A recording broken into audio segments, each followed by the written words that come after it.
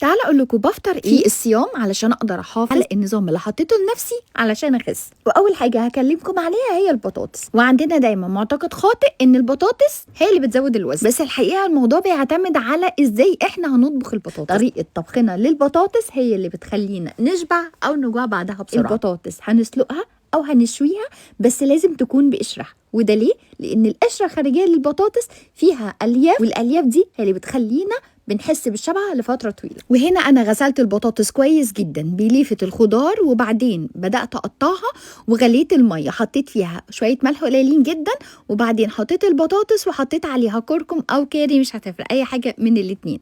وهنا بقى بدات اقطع طماطم كتير، وكمان قطعت عليها كزبره خضراء. طبعا تقدروا تضيفوا بقدونس لو بتحبوه، بس هي حلاوتها بالكزبره وبس. وبعد كده قطعت كمان نص قرن فلفل حامي، وطبعا تقدروا تضيفوا فلفل رومي، وكمان تقدروا تضيفوا بصل.